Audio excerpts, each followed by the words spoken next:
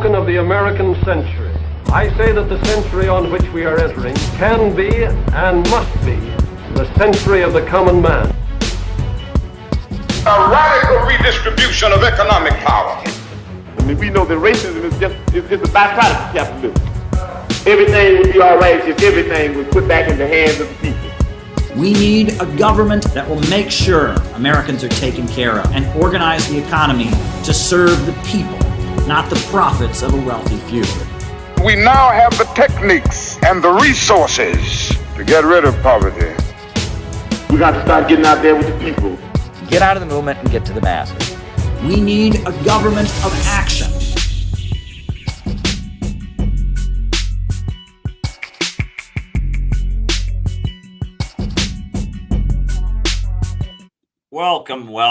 Welcome, everybody. If it's 10:01 p.m. Eastern Standard Time, and I'm sitting in front of my lovely bookshelf in my lovely Brooklyn apartment, drinking unnamed water beverage, then you know it's me. If I've got Ho Chi Minh on my chest, and the date is May 13th, you know it's Caleb. And I'm so glad to be here with all of you tonight. It's been a wild few days, but I've been accomplishing a lot. We are getting a lot done and moving toward a lot of exciting things. You just got to keep going. I never stop. And let me emphasize that. I never stop. I just keep going. And there are some people who are convinced that they can make me stop. They can make me stop by throwing mud at me. They can make me stop by making me annoyed. They can make me demoralized, and they will fail because I have just kept going. We have done over 720 live streams. We have done so many media appearances. We have had so many CPI conferences. We have had so many CPI workshops. We have published so many books. We continue to intervene in the political process to build a movement for anti-imperialism and genuine socialism here in the United States of America. We continue to call for a government of action that will fight for working families. And we just keep going. We just keep building. We just keep constructing. And we just keep putting forward our vision of optimistic, constructive socialism, a way out of the crisis. So welcome, everybody.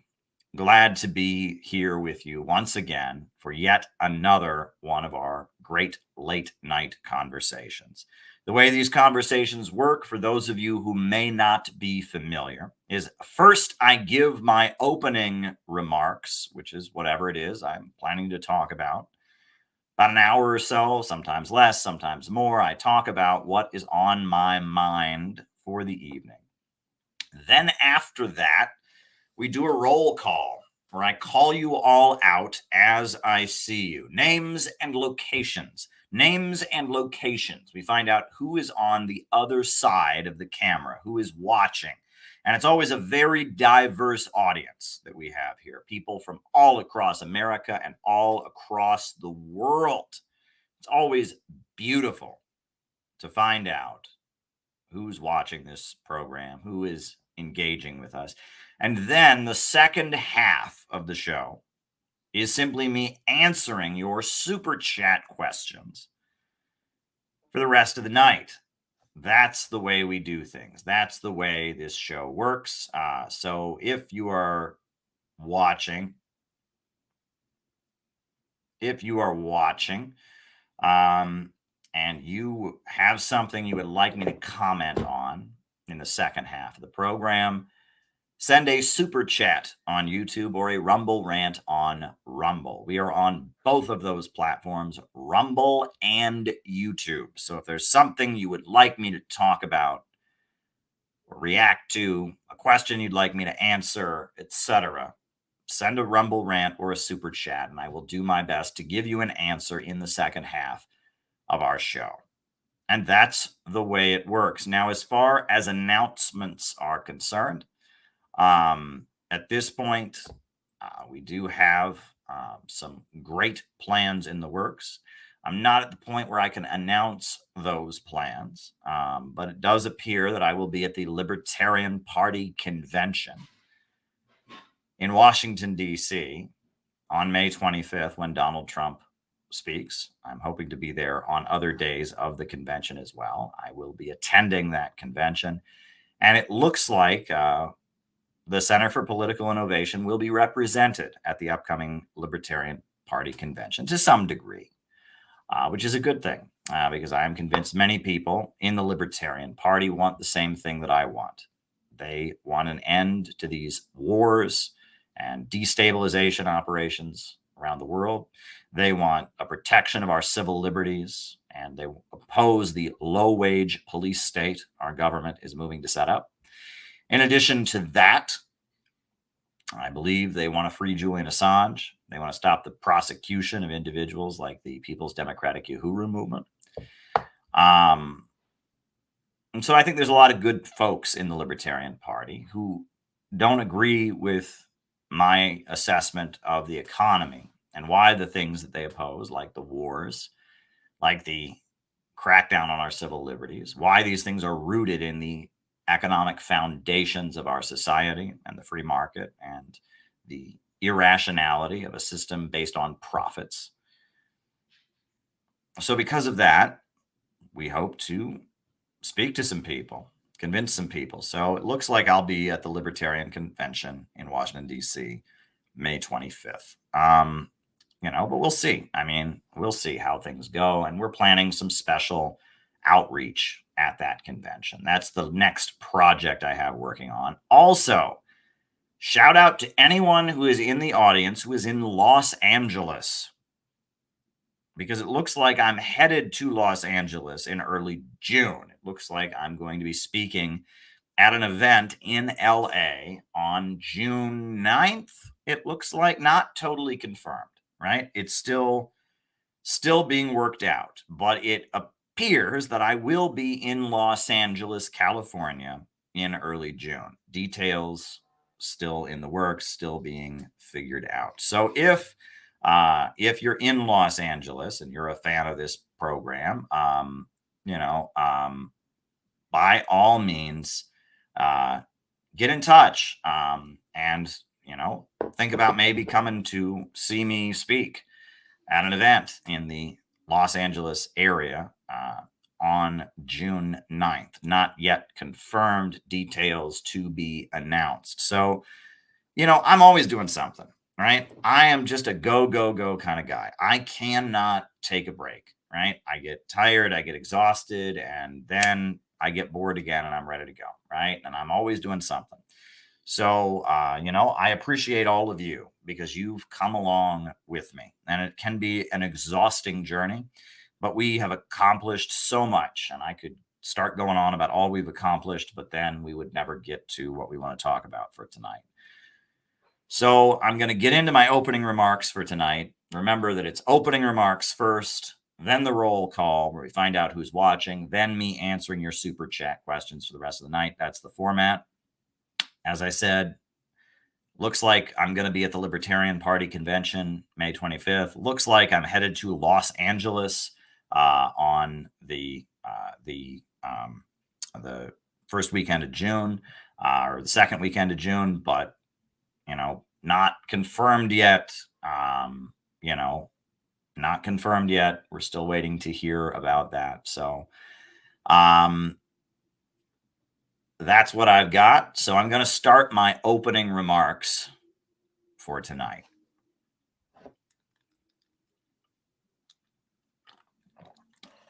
Folks, I think we should just be honest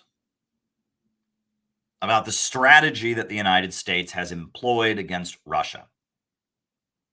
The United States sees Russia as a rising geopolitical force, a rising economic power, a competitor with the United States on the oil and gas markets, and now increasingly in the agricultural markets.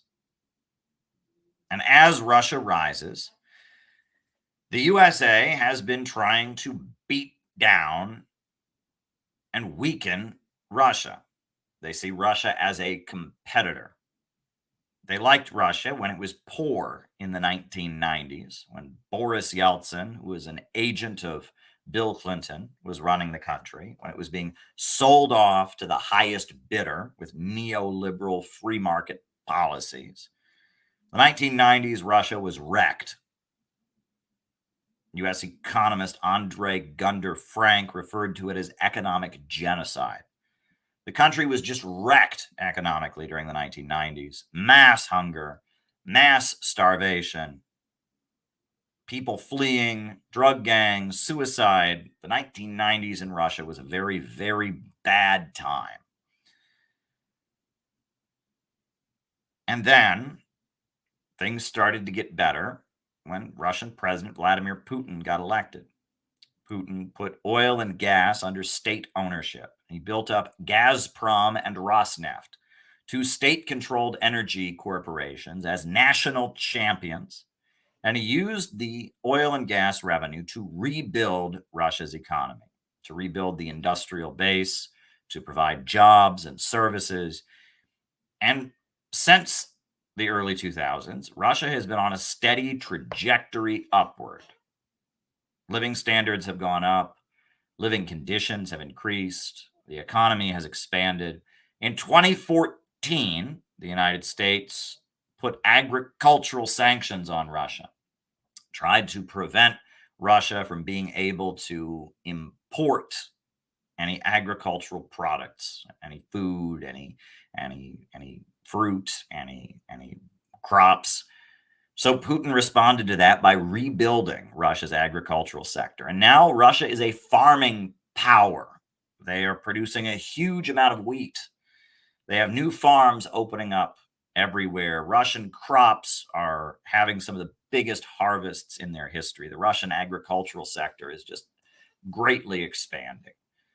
Right? Not only is Russia an oil and gas giant, Russia is now an agricultural giant. And Russia's relationship with African countries is expanding.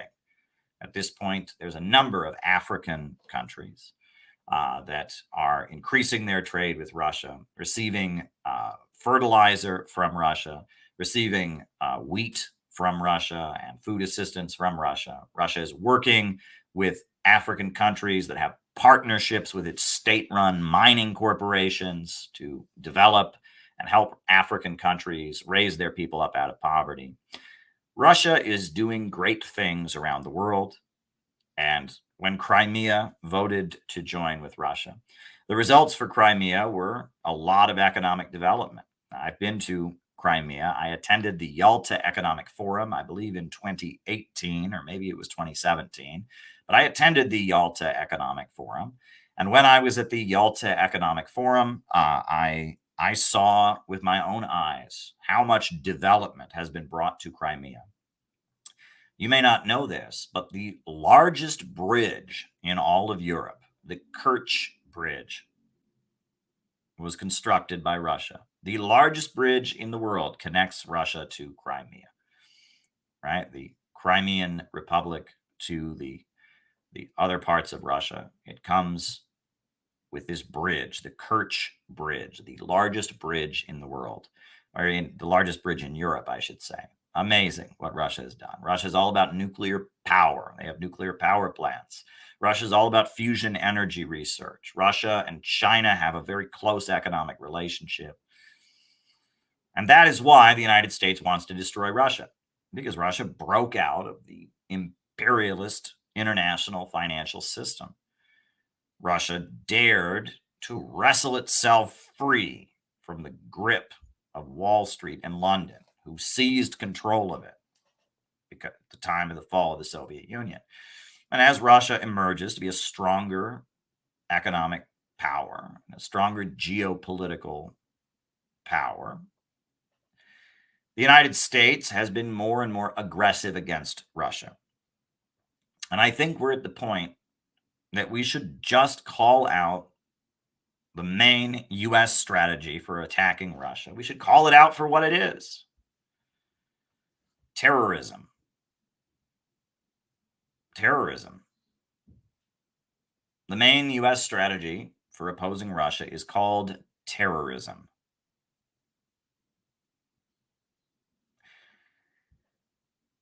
Let's be real.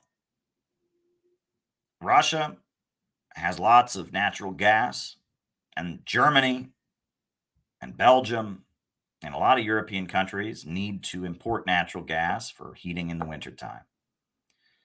So Russia built the Nord Stream pipeline so that they could better sell their natural gas to Europe. And that Nord Stream pipeline was blown up, exploded.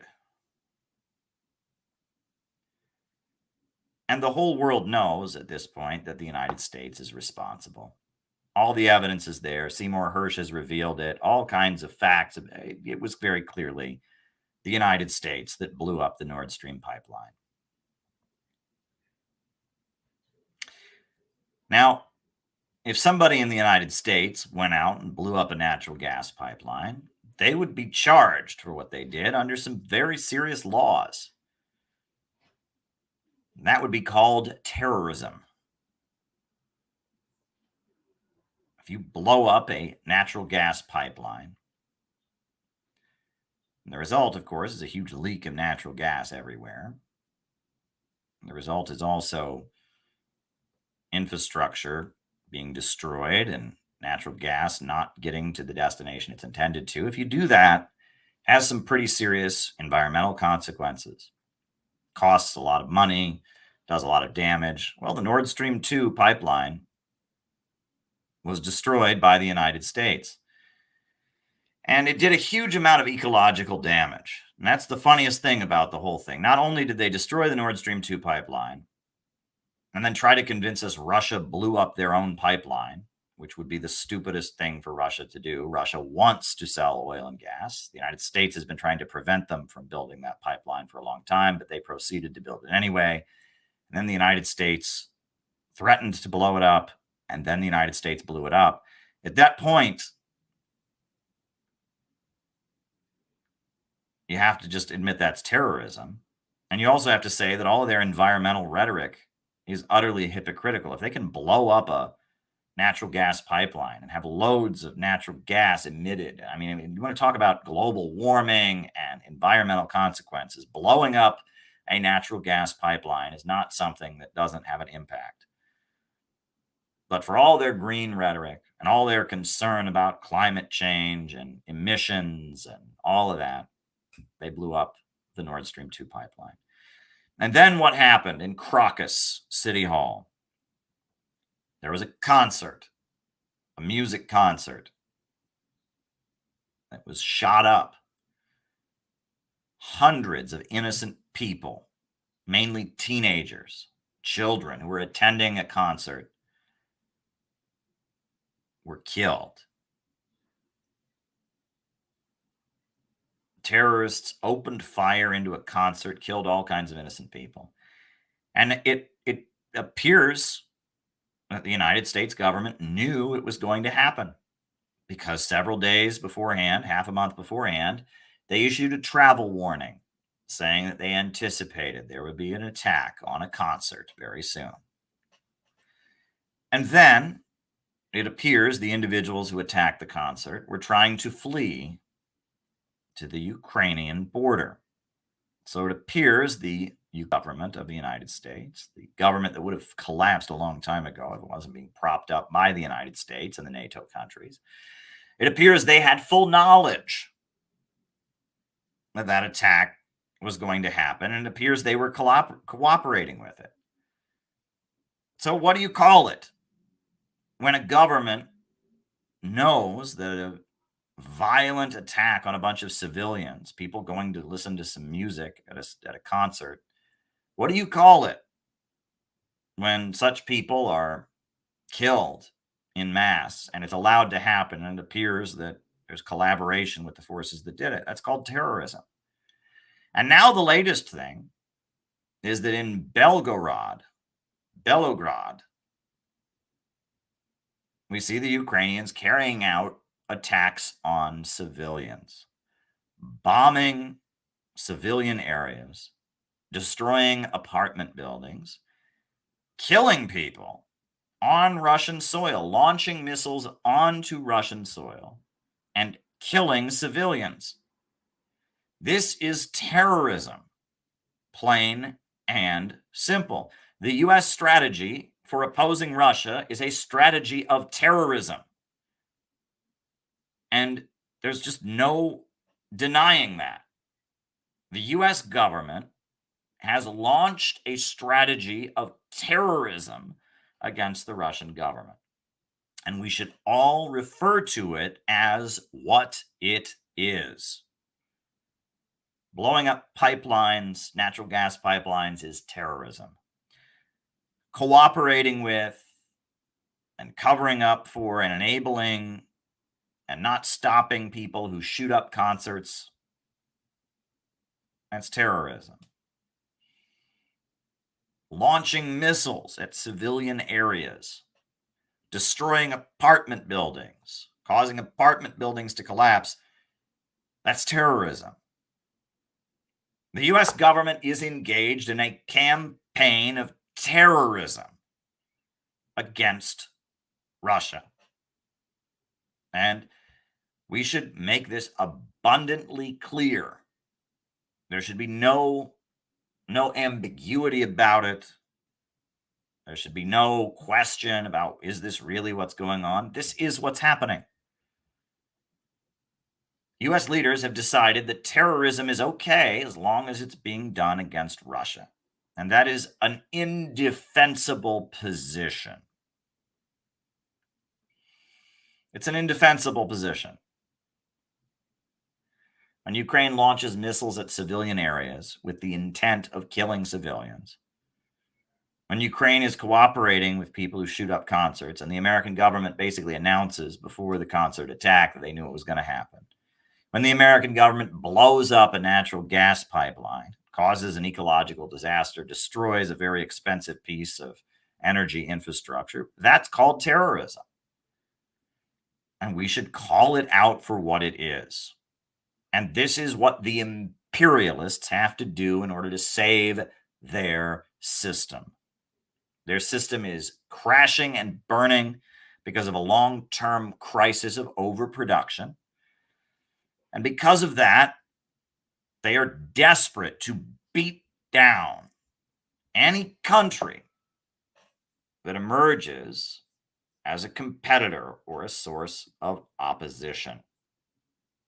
And that is what enables them and gives them what they feel is justification for engaging in terrorism. And I think we should just point this out to the world. The U.S. government feels it has a license to sponsor acts of terrorism and oversee and carry out acts of terrorism against Russia. That's not acceptable. It's absolutely not acceptable. We would not tolerate it if it came from any other country. If any other country was sponsoring acts of terrorism that resulted in the deaths of Americans, we would oppose that.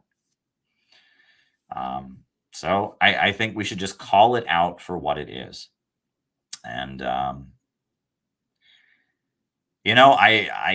I go into great detail. I can tell you about the war in Ukraine and how the U.S. government overthrew the Ukrainian government back in 2014, how Ukraine has been bombing and murdering the people of the eastern regions, Donetsk and Lugansk. It's been bombing and killing them for 8 years. Russia held off, oversaw the Minsk agreement, the Minsk process. And from there, it ultimately had no choice but to move in and protect the people of Donetsk and Lugansk, people who consider themselves to be Russian, people who wanted nothing to do with the anti-Russian government that was installed by the United States in Kiev.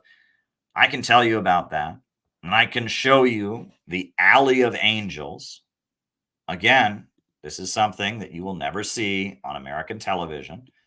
But for the past 8 years, the U.S. government has been engaged in terrorism, backing the Ukrainian government as it bombs and shells the people of the eastern regions. And they've actually built a memorial to all the they built a memorial to all the children killed by the Ukrainian government. The US-backed Ukrainian regime has been bombing Donetsk and Lugansk and the eastern regions, the republics, the new republics that just joined with Russia. It bombed them for 8 years straight, and it killed all of these children. This is the Alley of Angels, a memorial to all the children killed by the U.S. regime, the U.S.-backed regime. And Russia had to put a stop to this. And when these people are just killing children around the clock for 8 years, they're ignoring the agreement, the Minsk agreement, the peace treaty that was signed. They're ignoring it. They're ignoring international law, and they just keep killing people. They just keep killing people. At that point, something has to be done. And these children's lives matter. And these children have just as much right to live and breathe as any other children. And just because CNN never bothered to tell us about them doesn't mean they don't matter. Doesn't mean they aren't real. 2014, the USA overthrew the Ukrainian government and installed a fanatically anti-Russian government. And then for 8 years straight, there was bombing and death and killing. 16,000 people died. Bombing, killing, food blockades, suppression of the Russian language. And Russia negotiates the Minsk agreement, tries to facilitate a peaceful resolution where these republics can reintegrate back into Ukrainian society. But the USA just won't have it. Nope. Finally, after 8 years of killing, 8 years of ignoring the Minsk agreement, finally Russia says, we're going to recognize the Donetsk People's Republic, the Lugansk People's Republic, and we're going to move in and we are going to protect these regions. And that's what this war is about. Anyone who tells you this is Russian aggression has no idea what they're talking about. Anyone who tells you that this is, Russia trying to be expansionist and seize territory to make money has no idea what they're talking about. This is a war that Russia did everything they possibly could do to avoid. This is a war that was carried out as a result of years of provocations from the United States. And this is a war that should end immediately. Russia has said that they already won the war. Their aim was to denazify and disarm Ukraine, and they've already done it. Ukraine has nothing left at this point. All the weaponry and all the military forces they have left are forces that have come from the West. They have mobilized, they have dragged every last old man off the street, every last teenage young boy. There's nothing left. The Ukrainian military has been destroyed. Ukraine is defeated. The eastern regions, Donetsk and Lugansk, have joined with Russia. Odessa is going to join with Russia. The war is over. So why are we prolonging this conflict? Why can't the United States simply set up negotiations, draw some new borders, and let the killing stop? Russia wants to negotiate. Russia would like this conflict to end. Why can't U.S. leaders let the killing stop? This killing shouldn't continue. This war should come to an end. Russia moved in to protect people who've been dying for 8 years straight. The idea that Russia started this, that Russia wanted this, is just absurd. Russia had to protect these children. And the fact that U.S. leaders are prolonging this war in an effort to economically weaken Russia, in an effort to weaken their competitor, and they've gotten to desperate ends of launching operations to destroy the Nord Stream pipeline, of backing the ISIS-linked terrorists that destroyed and attacked and killed hundreds of innocent people at the Crocus City concert hall. The fact that they are now enabling the Ukrainian government to murder civilians in Belgorod, this is got to be called out. So those are one thing I wanted to talk about. Now, another thing I wanted to talk about tonight for my opening remarks, and I mean, this is taking things in a completely different direction, but that's okay. We talk about a lot of different things on here. I have warned you all about Kamala Harris, how dangerous Kamala Harris is, why Kamala Harris is, I think, the most dangerous presidential candidate, potential president, I should say. She's the vice president. She's running for re-election as vice president. Why she is the most dangerous candidate, potential president we've ever had. She is very, very dangerous. She's dangerous because she has no moral compass.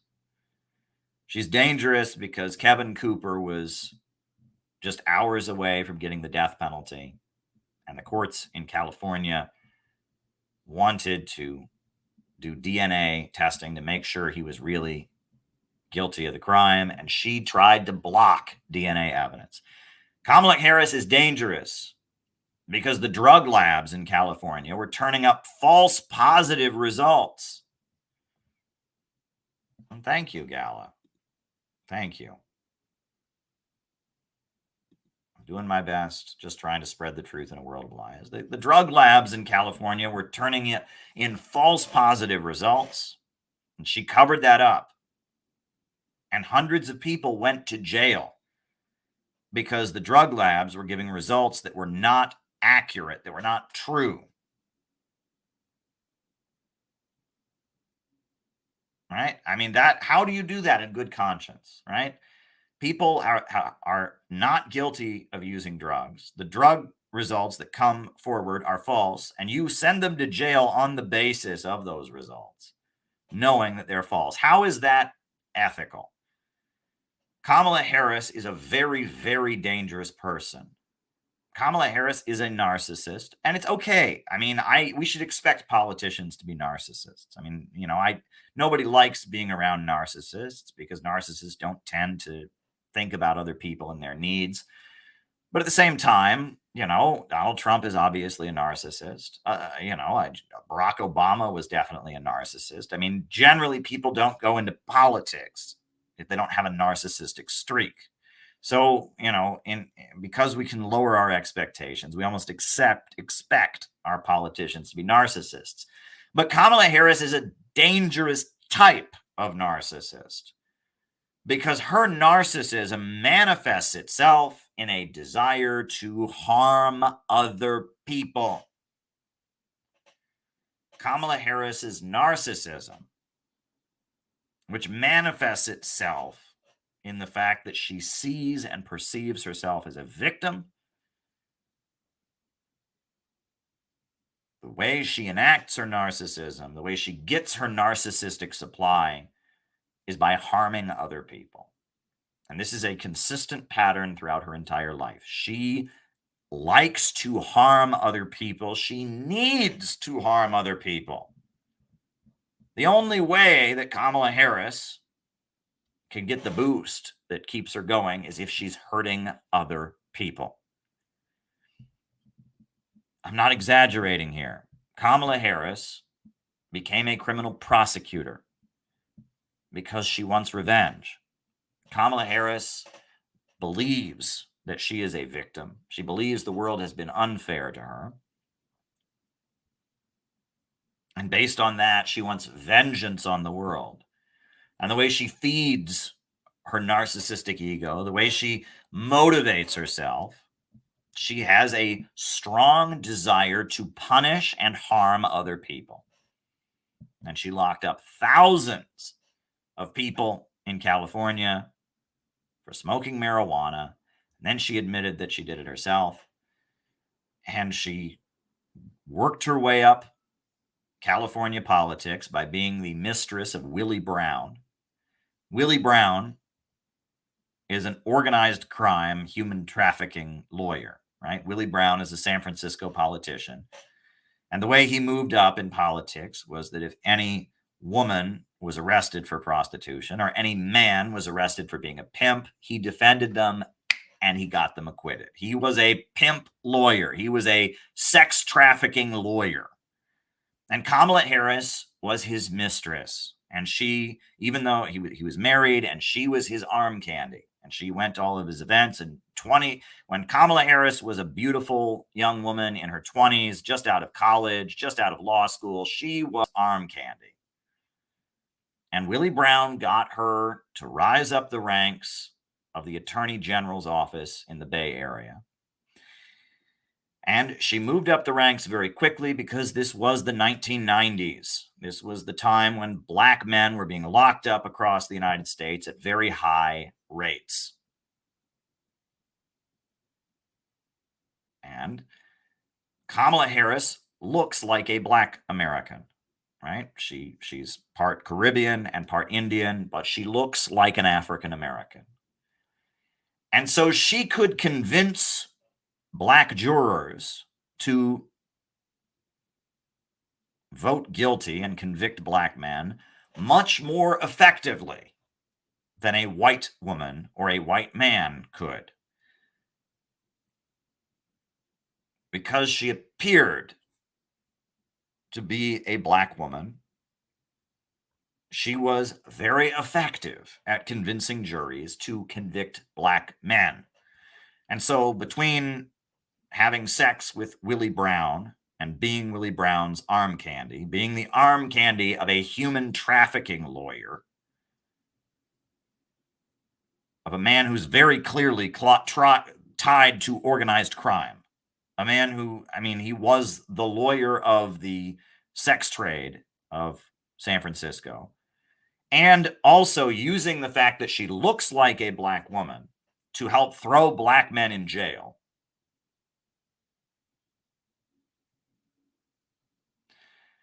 She moved up the ranks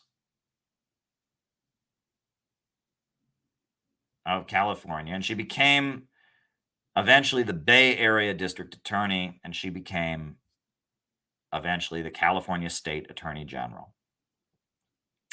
Kamala Harris is an extremely dangerous figure. There's no question about that.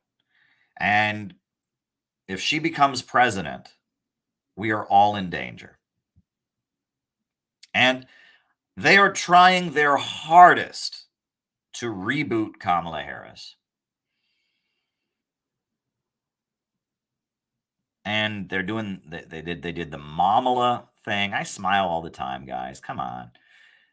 They're doing the Kamala thing.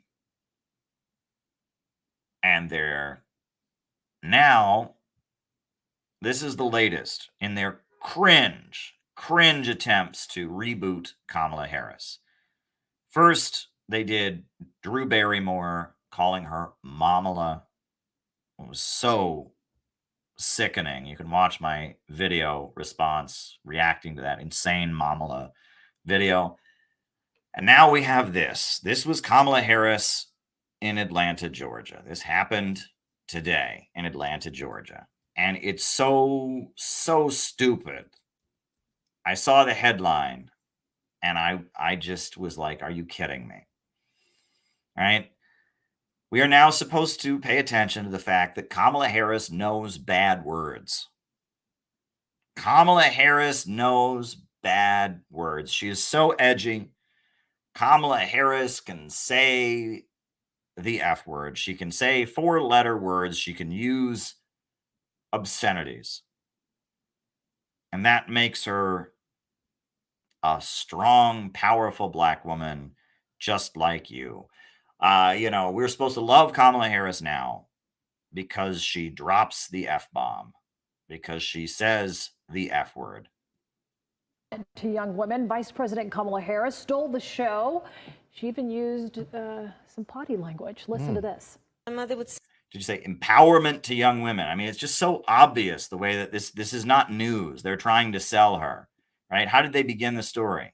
Empowerment to young women, Vice President Kamala Harris. Empowerment to young women, Vice President Kamala Harris. Stole the show. Stole the show. Oh, how does she steal the show when she's the main speaker? She's campaigning for vice president. That would be like saying that someone stole the show at their own fucking birthday party. How did she steal the show? It was her show to begin with. She didn't steal it from anybody. right? It's a staged campaign appearance, like, you know, empowering young. I mean, it's like, this is blowjob reporting. I mean, this is not, it's infuriating. This is just like the Drew Barrymore interview. How are you so amazing, Kamala? I mean, it's like, she didn't steal the show. It was her goddamn show. She's the vice president going around campaigning to get reelected as vice president so that Joe Biden can have a heart attack and she can become president, because she could never win an election on her own. She's going around. She didn't steal the show. This is her show, and it's a bad show. It's a cringe show that the American people just don't like, and they're trying so hard to sell Kamala's personality to us. Oh, boy. She even used some potty language. Listen to this. My mother would say to me, don't you ever let anybody tell you who you are. You tell them. I have a feeling that's not how your mother sounded, as your mother was from India. You know, your mother probably did not have an African-American accent, Kamala.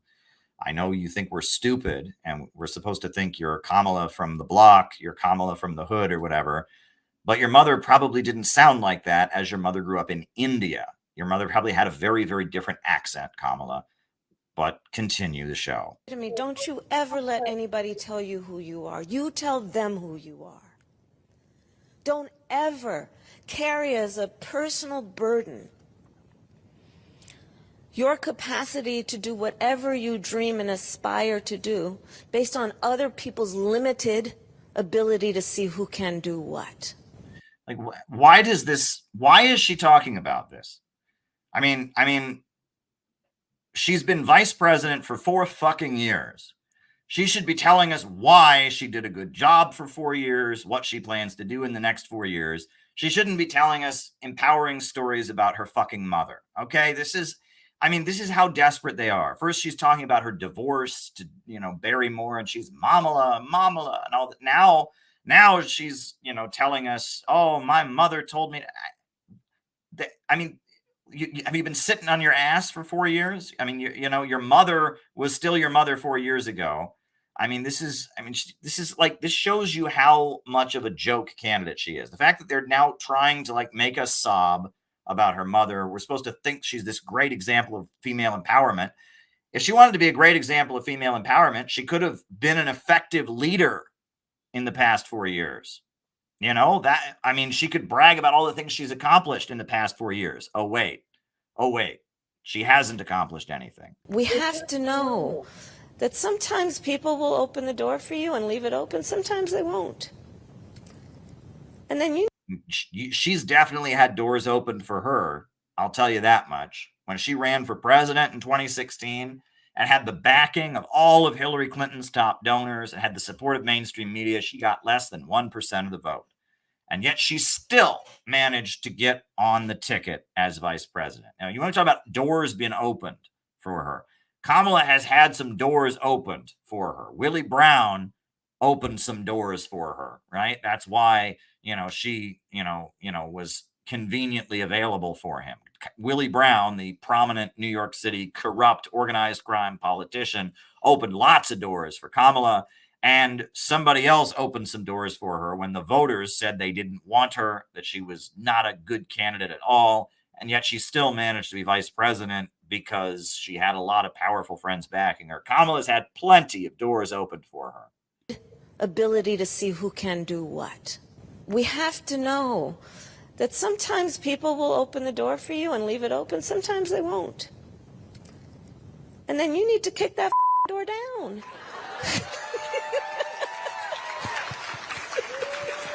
Excuse my language. Listen.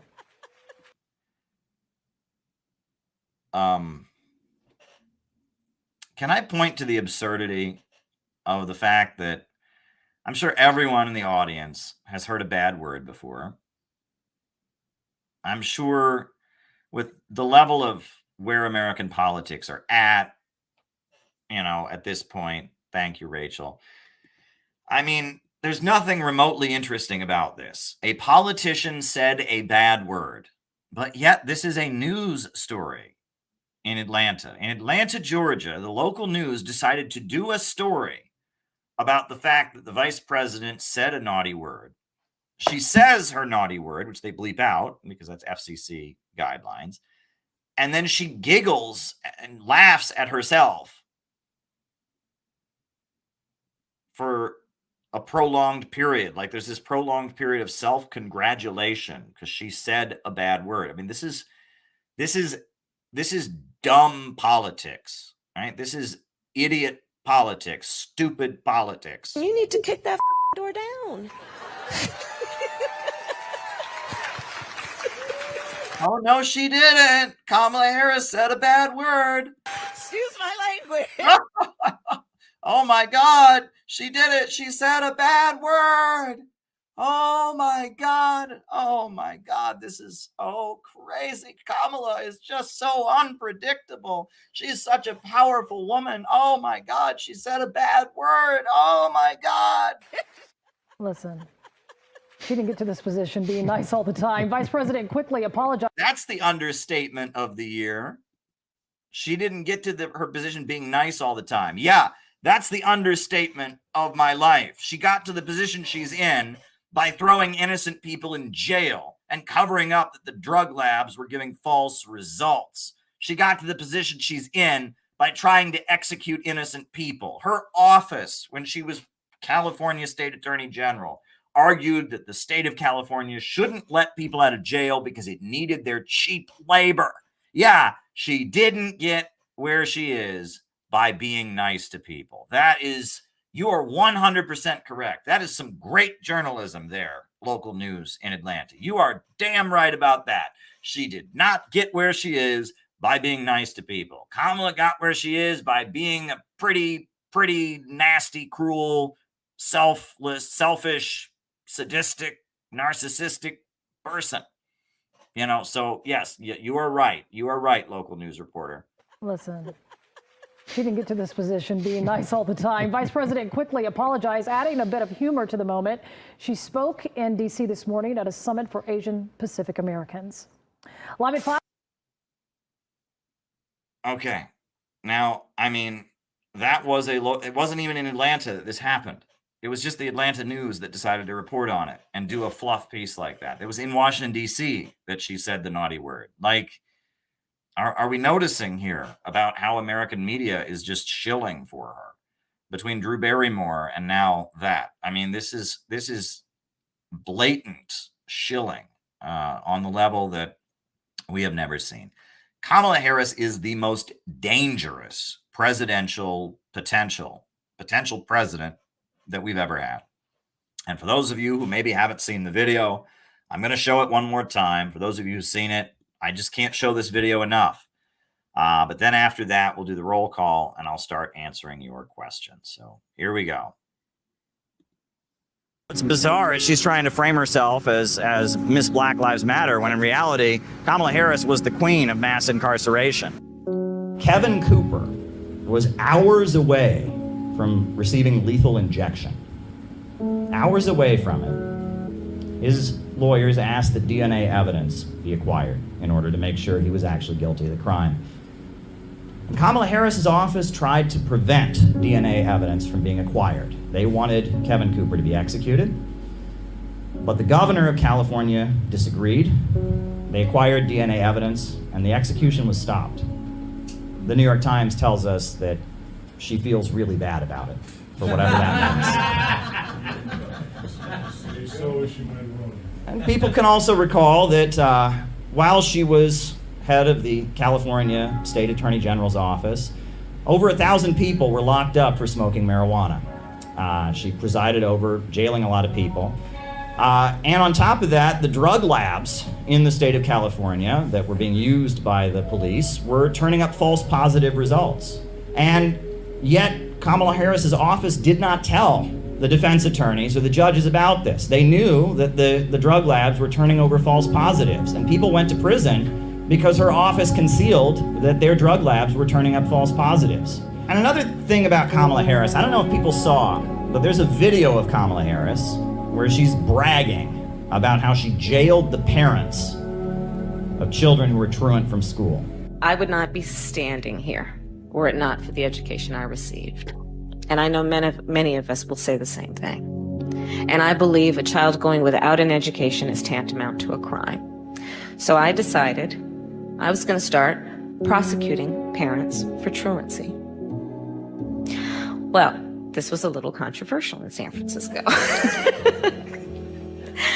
And frankly, my staff went bananas. They were very concerned because we didn't know at the time whether I was going to have an opponent in my re-election race. But I said, look, I'm done. This is a serious issue, and I've got a little political capital, and I'm going to spend some of it. Have you seen the clip? And she gets up there, and it's the same kind of thing. She's giggling. Yes, I had the idea that we could lock up parents who are truant from school. You know, I wouldn't be anywhere in my life if it weren't for my education, and so not giving a child their education is a crime, and so I jailed parents, and she's giggling about it. It's just so great. And, you know, I see so much in U.S. media. They like to trivialize incarceration. There's so many shows on Netflix and all of that where it ends towards the end where someone goes to jail, but it's part of the happy ending. It's okay. And they don't seem to realize what that means. You know, when one member of a family, when a father or a mother goes to prison, or a brother or a sister, it hurts the entire family. And when Kamala Harris is up there giggling about, oh, you know, I locked up these parents because their kids weren't in school. You know, yeah, kids need to be in school. If kids aren't getting to school, it's a problem. But the worst thing you could do is then throw their parents in jail. That's not going to help the situation in any conceivable way. But when she's joking about it, and she's laughing about it, Kamala Harris, she says, what did she say? She said, well, I wouldn't be anywhere if it wasn't for my education. It's about her. The big line when she was calling out Joe Biden, when she was trying to contend with Joe Biden in the presidential election, what did she shout at Joe Biden? She shouted, that little girl was me! You know, there was a little girl in California who was part of the second class to integrate her public schools. And she was bused to school every day. And that little girl was me. And then her campaign started churning out T-shirts with the face of 10-year-old Kamala Harris on them. Do you remember this? Yes. It's almost like she wants us to vote for her because she was once a 10-year-old child. I mean, that's what it sounds like. What's particularly interesting is, you know, you remember when Barack Obama was running for president. We knew everything about Barack Obama. We knew all about Barack Obama's pastor. We knew about Barack Obama's father from Kenya. We knew the school he went to in Indonesia. But Kamala Harris, barely anybody knows anything about Kamala Harris. Well, Kamala Harris's mother, who's now deceased, was from India, was a cancer researcher. And Kamala Harris's father, Donald Harris, was a Marxist economist and is a Marxist economist, a professor at Stanford University. He was an advisor to the government of Michael Manley in Jamaica. And he and Kamala are estranged from one another. He did not attend Kamala's inauguration as vice president. They're not on good speaking terms. But the more you look at it, it's very clear that Kamala Harris sees herself as a victim. The way Kamala Harris speaks, the world has been unfair to her. And she blames Donald Harris for that to some degree or other. We don't know why. We also, there's rumors, we don't really know what happened when she was in Quebec. We just know she never talks about the years that she spent in Quebec. But Kamala Harris thinks that she is a victim. And she wants the whole world to know that that little girl was her. And she wants vengeance. And she wants to make people pay. And she wanted to make Kevin Cooper pay. And she wanted to make those parents pay. That's what leftism is if it's stripped of economics. If it's stripped of class struggle, if it's stripped of a desire to have the people rise up and control the means of production, if it's just anger, if it's just revenge, it's just a call for destruction, a call for rebellion, that's what Kamala Harris is. Kamala Harris, she's very much a guillotine meme. That's what she is. It's the glorification of punishment, a desire for revenge, a desire for destruction. And that if you look at the history of socialism around the world, the strength of socialism wasn't the guillotines, it wasn't the firing squads, it wasn't the persecution. That's not what people remember the strength of socialism being. They just did a poll. 75% of Russians say that the Soviet Union was the best time in their history, but they're not thinking that because of executions. This was from a PBS documentary. They interviewed a woman named Tatiana Fedorova. Stalin set a task. Build this or build that. And thanks to the fact that people trusted him and this enthusiasm of young people, it was possible. Remember, this was a country where people were illiterate, lived in virtual darkness, wore birch bark shoes. Even now, I think it's like something out of a fairy tale. How was it possible at one of the most difficult times to raise these great construction sites? It was only possible through the unity of the people and the love of the people for their idol. And the reason Stalin remains wildly popular in Russia, it's not because he executed people, it's because he mobilized them to build that country up from nothing. This was a country... He built some of the world's largest power plants, he wiped out illiteracy, and he built a modern industrial country. He raised millions of people up out of poverty. And then they fought off the Nazi invaders, and then they rebuilt the country again, and a few years later they were the first country in outer space. And the strength of socialism was not that it punished people and that it persecuted people, but rather that it enabled people to go out and build and construct. I've said to many people, I'm not a socialist because I want to destroy America. I'm a socialist because I want to save America. And we have to save America from the horrors that are being unfolded by an irrational system where profits come before people. I want to save America. I want to build a better world. If all the apparatus they've created for destroying people, for imprisoning people, for breaking people psychologically, could be utilized to build and to construct, if popular power were put in control of the means of production and control of the state apparatus in the United States, we could build something very, very beautiful. They want you to be mad at Russia and China instead of the looters that are sitting not very far from here off Wall Street, who are actively getting bailed out in the billions, arguably even in the trillions, for their gambling debts. That's what we're here against, and that's why we're taking a stand for freedom of speech, because they're going after the movement and anyone who stands against the imperialists, because they know we're a real threat and that's rising. They know we authentically represent the American people. They know that the American people are ready for a change and ready for an end to the wars. And that's why they're cracking down on our First Amendment. They're cracking down on our Fourth Amendment. They're cracking down on all the civil liberties we know and love. All right.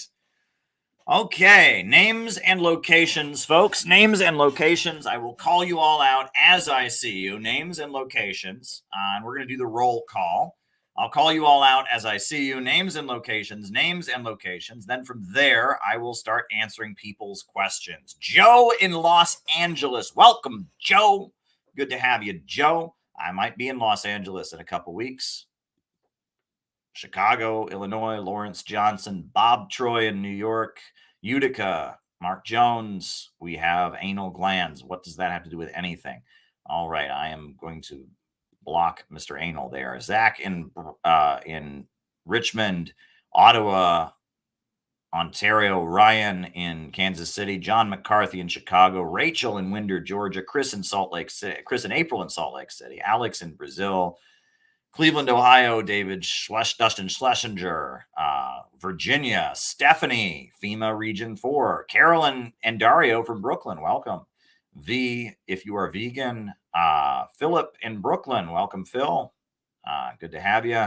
Denver, Colorado, Mosin, born in Manila, but I live everywhere, says Earl of Laurel. Sarah in Oregon, shout out to Sarah.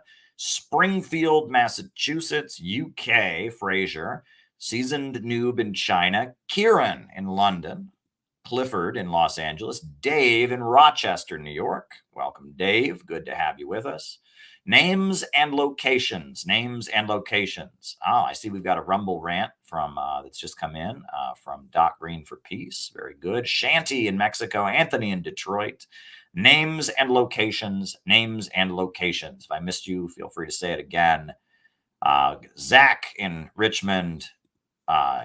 Martine in Queens. Steve in Boston. Kiwi Corner, Auckland, New Zealand. Pennsylvania, Tyblee. Adam in Las Vegas. Well-intentioned asphalt says hello. Leslie in Australia. Welcome, Leslie. Welcome, welcome, welcome. Jewel in Pennsylvania. Welcome, Jewel.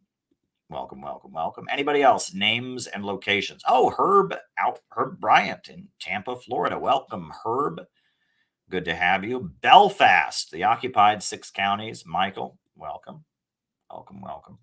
All right. So just quickly, for those of you watching from the Los Angeles area, I may be in LA June 8th or 9th, right? It's looking like there may be a trip to LA coming up, but we'll see, right? Nothing's ever set in stone. And then Australian folks out in Australia, down under, as they say, Australian folks, get in touch with me because David Fox of our community is starting a reading group around the new CPI educational textbook. He's very interested in starting a reading group of the textbook. So send me an email, first name, last name, calebmaupin@gmail. We can help you connect to David Fox and his reading group. Folks in Los Angeles might be headed to Los Angeles in a couple weeks, not confirmed, but keep that in the back of your mind. More information coming. There's also a petition that Phil, my friend Phil in Brooklyn, has written. And so I'm going to pull that up, right? Because it's a great petition. We're going to put an article about it on the CPI website soon. It's an independent initiative that Phil has come up with, but it's a very good one. About, creating a petition, mildly worded, as they say, mild in manner, bold in matter, calling for an end to all sanctions that affect healthcare, people's ability to get healthcare. And I think that's a great initiative that Phil has taken on. And our community has really jumped on this, right? And I think it's great. And I'm looking forward to the article about it on the CPI website. And I know Phil mentioned he's planning to write a letter to various UN officials once the petition is put together. I think that's a great thing to do. And I'm just going to pull up that petition that Phil did. And, I remember, I think when we first put it up, it had only like 12 signatories. But now how many is it up to now? It is up to, at this point, 48 signatories, 48 signatures on it already. So let's continue signing this important petition that is a way to stand in solidarity with our comrades in Cuba and our comrades all over the world who are struggling to, not have brutal sanctions imposed upon them. That's a great initiative from our friend Phil. So I'm just going to put the link here in the chat. I'll put it in the Rumble as well. And yes, I would urge you to sign this petition. It's one thing that you can do. You can sign this petition and urge all your friends and family to sign it, right? Let's get as many people to sign this petition so that sanctions on countries never impact their ability to get access to healthcare. I think that would be a great thing. So great work, Phil. If you're watching, we appreciate you and the work that you are doing. And we've got 48 people that have signed it already. I hope more people will log in and sign it as well. That's a great initiative. I think little projects like this are great, right? Anything that you can do, any initiative. David Fox in Australia running a study group. Awesome, right? Phil in New York, he's got his petition, right? And the more that we can engage in projects like this and support each other around them, I think that's a tremendous thing that we can do. We are in the process of figuring out what our next big CPI outreach operation will be, right? How can we engage people? Now, we are planning to do some outreach at the Libertarian Party convention that's coming up. I'm going to be there, and I don't want to say too much. I'll drop it on you all when you see it.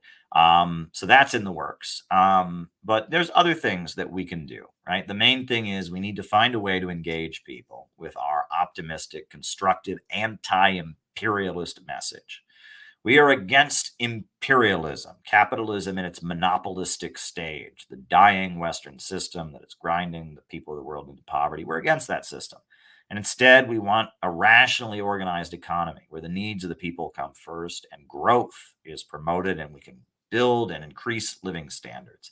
I also want to mention, so I have this other YouTube channel, right? There's my official YouTube channel. That's what you're watching right now. But I'm on here streaming like every night practically. And I can't post all of the content I produce on this channel. Because if I did, you would never get a notification. It would screw up the notification. So I have created this other YouTube channel. It's called Caleb Maupin Videos. And I would recommend that you go and subscribe to that channel because I'm going to be putting a lot of the content, especially from our recent event in Vermont. I'm going to be putting it on this other YouTube channel. I'm dropping the link here in the chat. My opening remarks from the Vermont retreat were just posted on there. So that's already been posted. And in addition to that, tomorrow morning, some of the discussion that we had in Vermont, about a 50-minute block of discussion. It was very important. Great points were made all around about the Cultural Revolution and about, what we want to do and et cetera. That's going to be airing tomorrow morning on this channel, special video from Vermont. And I'm posting different video from Vermont. I don't know. I don't think I'm going to do it the way I've done it before, where I just post every class, as a class. I think I'm going to do it a little bit differently this time. But there is a video that will premiere tomorrow at 9 a.m. And it's called, we gave it a long title, Imperialism, Chinese Communism, the Cultural Revolution, and American Communists Discussion. And it's a really great section from the retreat in Vermont. It is a really great block of discussion where there's a woman in the audience, or I shouldn't say the audience, there's a woman who's part of the discussion who very much feels that woke and Chinese communism and the Cultural Revolution are the same. There's a minister in the audience who very much has some very insightful comments about what he feels about the drive for a perfect society and the spiritual problems that are out there. There's someone who was a very active communist for many decades and was part of the Jesse Jackson Rainbow Coalition. And he speaks, and it's really a valuable discussion. I might show you now, because we've only got 2 super chats at this point. I might show you a little bit of the video that's going to air tomorrow morning. I might show you just a little bit of it, just to give you a little taste of it. But before I do that, I want to say this, right? We do have a Rumble rant from Rachel, which I will be answering, and we do appreciate that. And we do have 2 super chats here to reply to. A very generous super chat from Gala, another super chat thanking me for my work exposing Kamala Harris. But I really don't have any questions to answer other than Rachel's Rumble rant. So if you support this channel and you want me to continue to be able to do this kind of work, I would ask you to support this YouTube channel with super chats or Rumble rants, because I live here in New York City and I maintain this 2-bedroom apartment and my rent is too damn high. You don't want to know what I pay in order to have this 2-bedroom apartment so that I can have this extra room that I can use for my, home studio to do my reporting and, report on the UN meetings and also do these live streams every night, right? I used to have a 1-bedroom apartment, and between me and my wife, it was not very easy to be able to have the live streams so frequently and all of that. But now we've got a 2-bedroom. I've got this home studio, this home office, home studio that I use. And it's great, but it ain't cheap. It is rather expensive.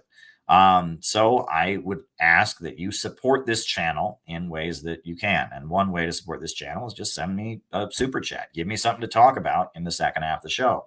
Not only are you helping make this show more interesting and lively, you're also helping support me. So send super chats. We do appreciate it if you could do that. Another way you can support this YouTube channel is that you can buy our books, right? You can buy our books, and you can, we got the book on the Houthis that we just published. We got, Where is America Going? Marxism, MAGA, and the Coming Revolution. We got a lot of great material to educate people about anti-imperialist politics. So you can do that. You can support me on Patreon, right? The Patreon, every month we do a patrons only stream for members of the Patreon community. I will add, it's an important thing to just throw out there, that if you donate to CPI, I do not have access to those funds, right? There was some innuendo before, some people were saying things or whatever. So in order to make sure that everything's clean, I do not have access to CPI's bank accounts. So if you support CPI, if you're a member of CPI, it's only $10 a month to be a member of CPI. But that $10 a month does not go to me. That goes to maintaining CPI's operations and work. And if you donate to CPI to help CPI have conferences or events, that also, doesn't in any way, benefit me financially. It has nothing to do with me. So, supporting this YouTube channel, sending super chats, sending Rumble rants, buying my books, joining my Patreon. That's supporting me and my ability to entertain you every night for a couple hours, right? That's what you're doing there. So I would encourage you to send some super chats, send some Rumble rants, and do that. So I'm going to put on just a clip, just the very beginning of the video that's going to air tomorrow morning, showing you some of the great discussion that we had in Vermont. And then after that, after we show a little bit, I'm not going to show that much. I'm just going to show maybe the first 10 minutes or so, maybe even less than that. After that, we will at that point, start answering people's questions. So here we go. Euro communist movements. They were the line of march people were more academic and ex-prisoners. There were a lot of people who had been in the BLA who were like got out of jail and like went back to college and joined with them. So it was a strange group, but high caliber, like intellectual people. And then my take is different than yours on the new communist movement in the sense that at the time, like the group that became Freedom Road and some of the other groups like that, and CPUSA and DSA, we put all our energy, and even anarchist groups, put the energy into the Rainbow Coalition that Jesse was doing, and it was the hope that a third party would come out of that, and eventually the Greens do have connections to the Rainbow, but like a lot of energy went into it, and there was also the mistake, and that also became identity politics. So, but it was, hindsight is 20/20. You can look back and say, oh, we were wrong, but at the time, what were the alternatives as we were in decline? Yeah, and I quote Max Elbaum in the book. I mean, you have to admire these people on some level. They were very, very dedicated to trying to build an anti-imperialist movement in the United States. And they did exactly what you're supposed to do. They rejected the terrorism and the left adventurism of the Weather Underground. They rejected the idea that average Americans are the enemy. They went and got jobs in factories, and a lot of them, lived in, their whole lives were dedicated to trying to build this movement to oppose American imperialism. And they were doing exactly what you're supposed to do, but the ground wasn't fertile because the economy was still very, very strong, and average Americans didn't want to hear it, and the world was going very much against the way that they were moving, right? China was changing, and they had looked to China for inspiration, and China was changing, and it's just kind of a tragedy. I mean, it's ultimately a tragedy because the world was not going the way that they thought they could go, and the U.S. working class didn't want to hear it. But the problem is that the memo has now been sent out a lot of the groups that are still around that can trace their roots back to these periods. The memo has been sent out that we can never win over average Americans. That's a big thing. The bulk of the population is unreachable, number one, or at least the white people are unreachable. And number two, that we must support the Democrats at all costs. Because if we don't align with the Democrats, the Republicans are all going to kill us, and the right wing, they're evil, and they must be, and that has been the crippling, the lessons of this period that have been learned have done huge damage to what calls itself communism in the United States. This orientation that the bulk of the white working class are the enemy, and that we must always align with the Democrats and oppose this thing called the right wing. That's created a situation where now Bernie Sanders got a huge amount of support from many, many white working class people, right? And there's a lot of people in the United States are more anti-war than they've ever been. They're more opposed to government repression than they've ever been. But the people that want to change that, right, and are supposed to be fighting for the working class, are supposed to be fighting for these wars, don't want to relate to them. They want to defend the establishment from them.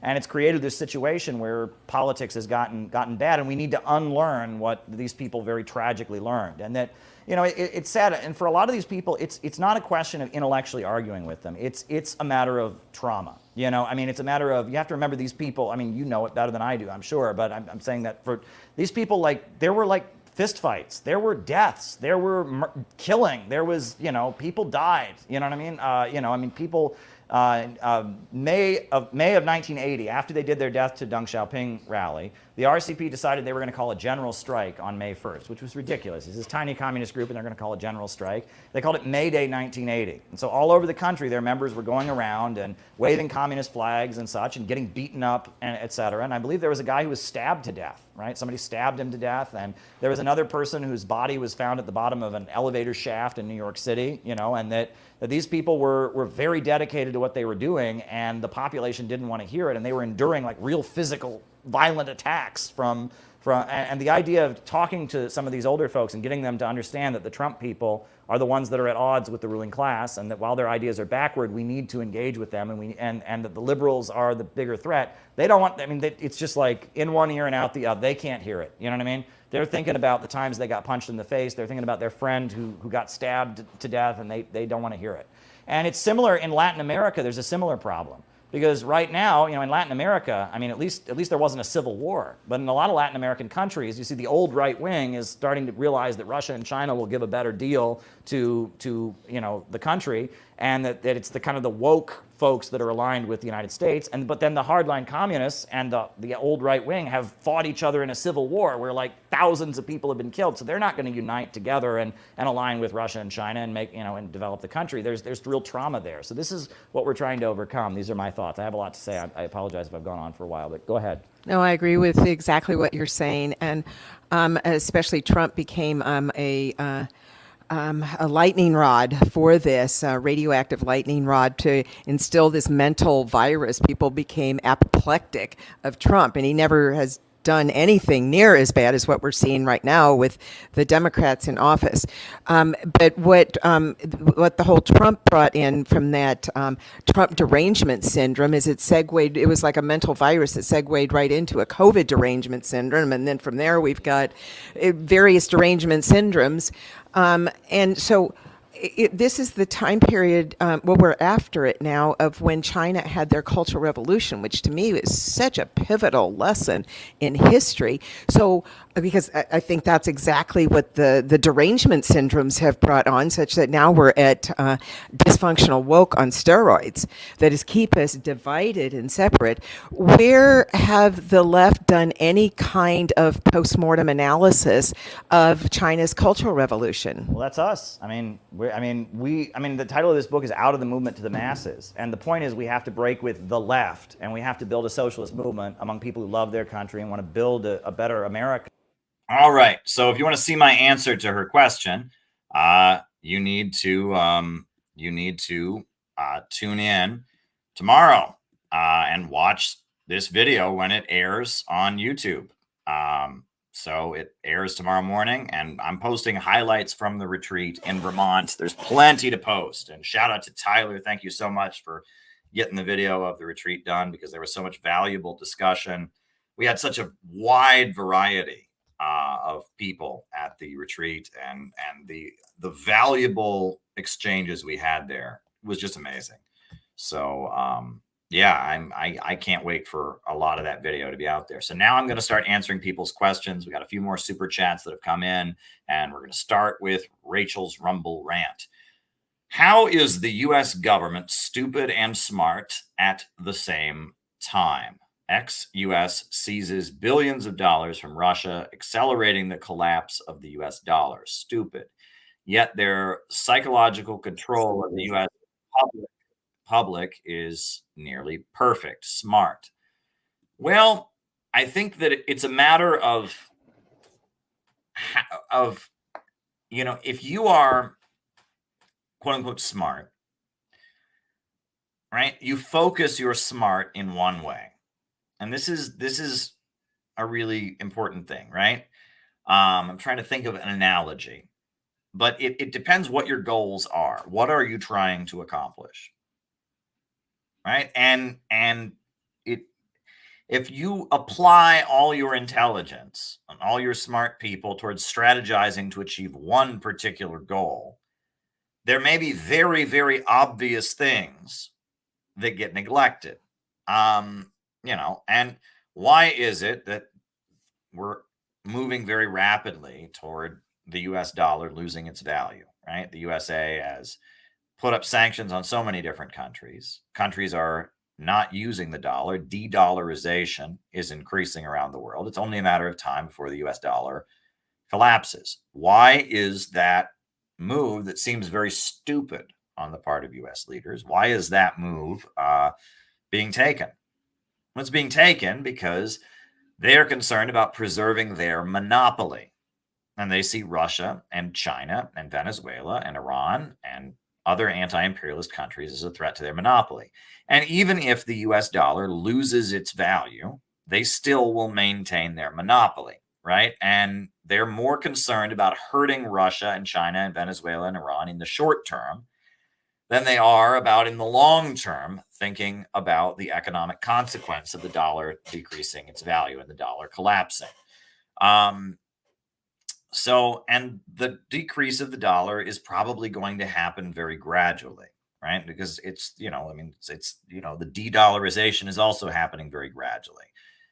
If the BRICS move ahead and actually launch a currency, that'll be a pretty devastating blow, but it's going to be gradual. The world is already de-dollarizing. The petrodollar is history. There's plenty of oil being sold at this point without dollars being used. It used to be that petroleum could only be sold with the US dollar. That was part of how the US dollar maintained its hegemony, but that's long gone, right? India and Iran are selling oil. India is buying oil from Iran in rupees. From India, Russia and China are exchanging oil, and there's no U.S. dollars involved, and that there's starting to be use of other currencies in other ways, and countries that have been isolated by the United States economically are now trading with each other. And there's a new economy arising in the world, and this outdated strategy that worked very effectively in the 1990s. In the 1990s, 3 countries that were anti-imperialist countries after the fall of the Soviet Union were just devastated by sanctions. Iraq, North Korea, and Cuba. Those 3 countries were led by revolutionary anti-imperialist governments, and they were all devastated. Cuba probably, they didn't have it the worst. They didn't have mass deaths from malnutrition. Iraq and North Korea did. North Korea had malnutrition related deaths because they couldn't get oil to run their food system. They call it the arduous March period. There were deaths of malnutrition in North Korea. Iraq, they could not get the necessary supplies to purify their water. And so their water system, their water purification system was destroyed. They didn't have any chlorine. They couldn't get chlorine. They couldn't get the proper technology. And so there was the deaths in the scale of 500,000, due to inability to purify water. The estimates are 500,000 children and probably 1.2 million overall deaths in Iraq as a result of the U.S. sanctions that were imposed on the country.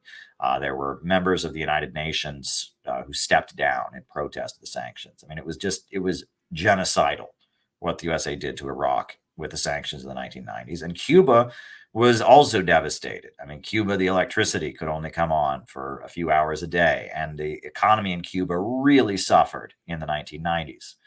And that's because at that point, there was no Soviet Union, and the USA had total hegemony, and so it could just devastate countries economically.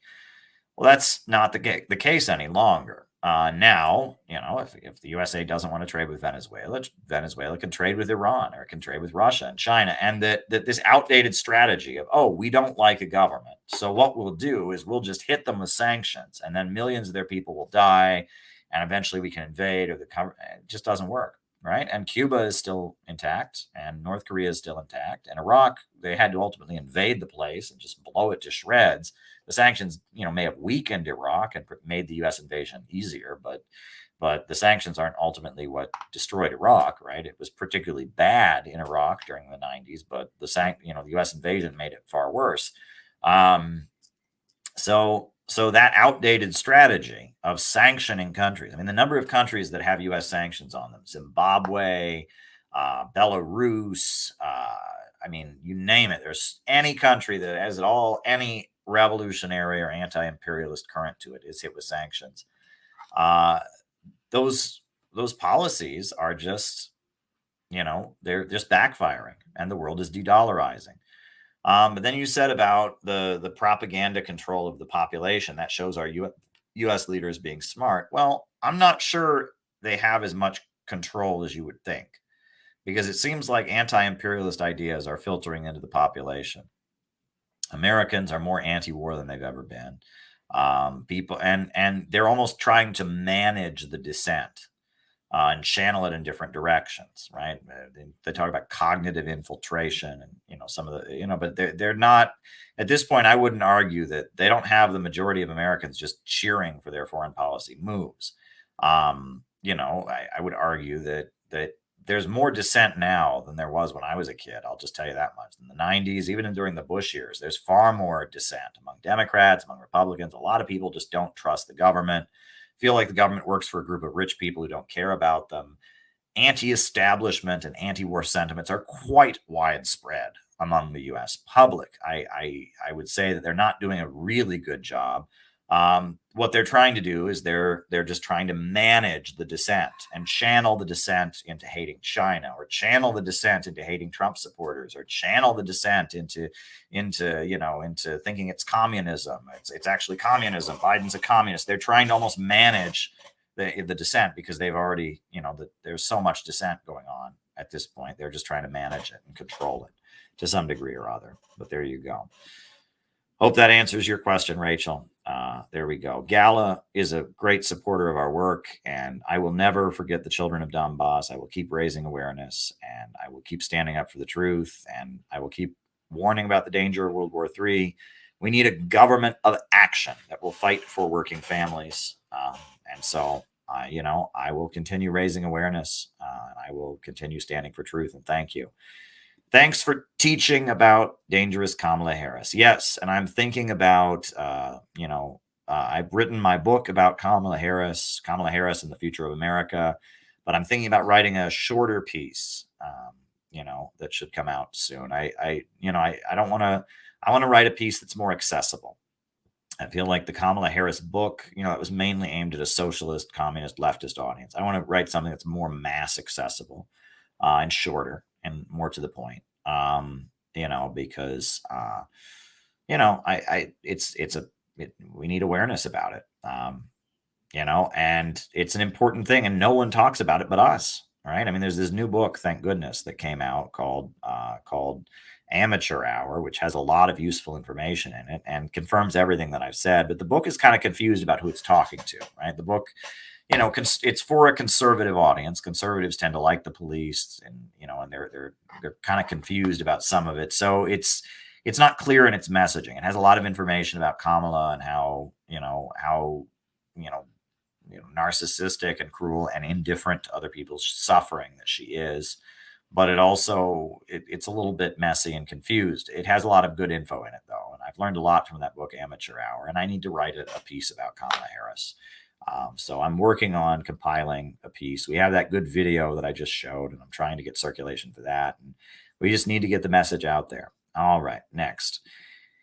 Have you had a chance to look at Anya's Venezuela book yet? I have not had a chance. Anya, I used to work with her when she was at RT.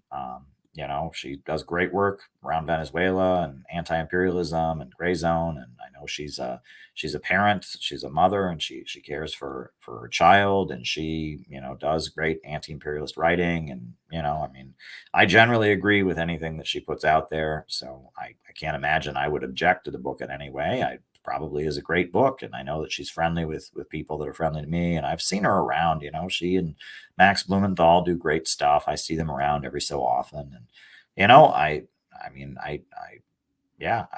don't know, maybe someone should read it and tell me what they think of it, or maybe I should get myself a copy of the book. But I generally am sympathetic to there you go. All righty.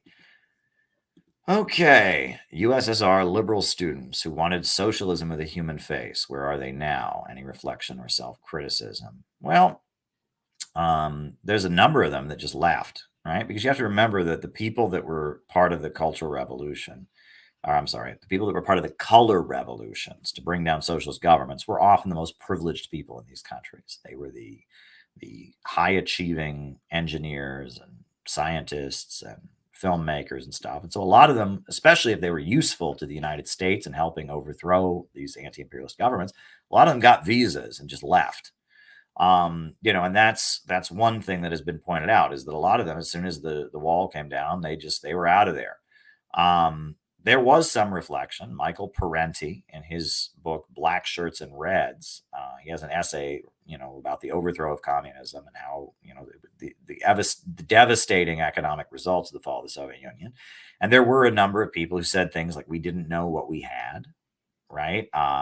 And he talks about how many of the people in the socialist countries, they kind of took for granted the benefits of the socialist state. And when they were gone, they were surprised. They had joined the protests thinking that that was just assumed. Yeah, we'll get to keep our free health care. Yeah, we'll get to keep our guaranteed job. And there was not even a debate about that. They weren't mad about that. They were mad about, not having the level of free speech that they wanted. They were mad about censorship. They were mad about various issues. And they assumed that the conversation was predicated on you get to keep all the benefits of the socialist system. And when socialism was overthrown, they're like, wait, this wasn't part of the deal. This wasn't part of the conversation. There's a very good lecture Michael Parenti gave about the overthrow of socialism. And in it, he talks about some of the weaknesses of the socialist system, which I think is also very important. It's Reflections on the Overthrow of Communism by Michael Parenti. It's from 1996. It's a very good presentation, and it's 1 hour and 36 minutes, and there's a lot of facts in it. And in it, he talks about how there was a lot of people in the country that thought, that thought they would be able to keep, the benefits of socialism. And they were clearly very wrong about that. It's a good talk, and that there was a lot of people who were saying we didn't know what we had, and we didn't realize that our protests calling for socialism of the human face or democratic socialism, we didn't realize that was going to result in just completely economically demolishing our country. The other thing, though, is that you have to remember that at the time of the fall of the Soviet Union, there was just mass exodus. I mean, many people just left. The United States tended to give visas to people with skills, engineers, doctors, scientists, people like that, sometimes artists, and then there was also a mass exodus to Israel, right? And this is why, there is a level of anti-Semitism in the former socialist bloc, because if you were Jewish, you got to just move to Israel. When all the problems started, when everyone lost their guaranteed jobs, when people were hungry on the street, if you were Jewish, Israel took you. And a lot of people really resented the Jews for that, right? And the fact that at the time of the fall of the Soviet Union, there had been sanctions put on Russia, alleging that Russia or the Soviet Union was anti-Semitic, right? The USA put sanctions on Russia for the alleged mistreatment of Soviet Jews. The Soviet Union was accused of being anti-Semitic because it was arming the Palestinian resistance. And so you had the U.S. government accusing the Soviet Union of being anti-Semitic. And then after the fall of the Soviet Union, when the country's falling apart and people are killing themselves and organized crime and all these bad things are happening, if you're Jewish, right? If you're Jewish, you just get to go move to Israel. And you're set, right? And in fact, I would say, from what I understand, the majority of Israelis have Eastern European or former Soviet heritage at this point. And so, there was a lot of feeling like, that there was some kind of Zionist conspiracy to bring down the Soviet Union or something like that, right? And that many of the dissidents who had been very active in trying to overthrow socialism in Eastern Europe had been Jewish and pro-Israel, been Zionists. I don't think there was a Zionist conspiracy to bring down the Soviet Union. I think there was a pro-U.S. imperialist conspiracy. And, Vladimir Putin, when I spoke to him, one of the things he said is the main reasons for the fall of the Soviet Union were internal, not external. And I think he's right about that. I mean, I think that, of course, the United States, the U.S. imperialists, were going to be scheming to bring down the Soviet Union. But part of a socialist system is you have to be able to defend it, right? And that, that the reason they were not able to resist the subversion and the foreign attacks by the United States was because there was a layer of people in the Soviet Communist Party, Yeltsin, Gorbachev, people like that, who didn't believe in communism anymore. All right, there was a layer of the Soviet Communist Party that had been westernized, and that there was a lot of ideological confusion in the final years of the USSR. All right, and the Communist Party USA played a very negative role.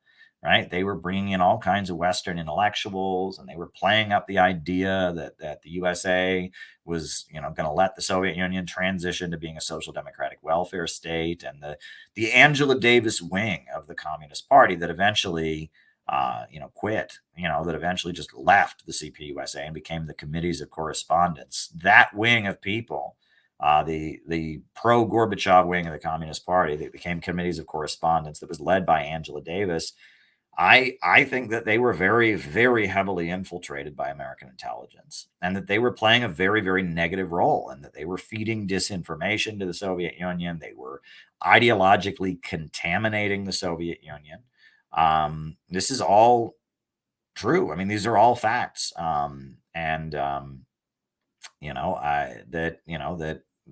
know that the FBI controlled the Communist Party. Morris Childs, right? Go and read the Wikipedia page of Morris Childs, right? Morris Childs was an FBI agent. He was on the national board of the Communist Party for decades, and he was one of the main people who would go to Moscow and bring the money, to fund CPUSA activities. And he got the Presidential Medal of Freedom from Ronald Reagan for his work controlling and manipulating the Communist Party for the FBI.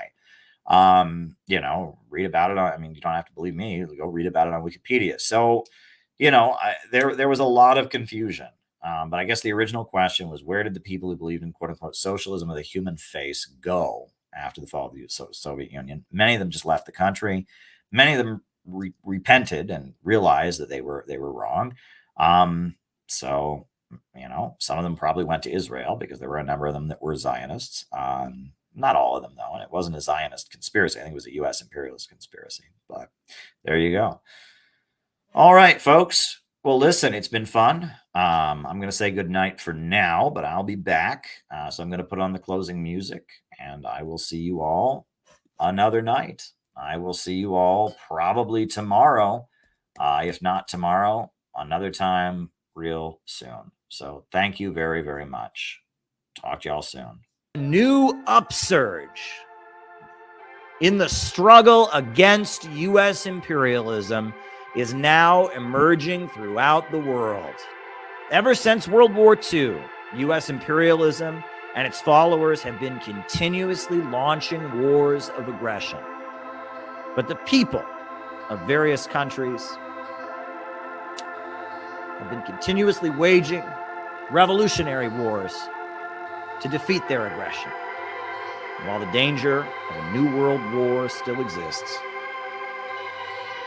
and the people of all countries must get prepared, revolution is the main trend in the world today.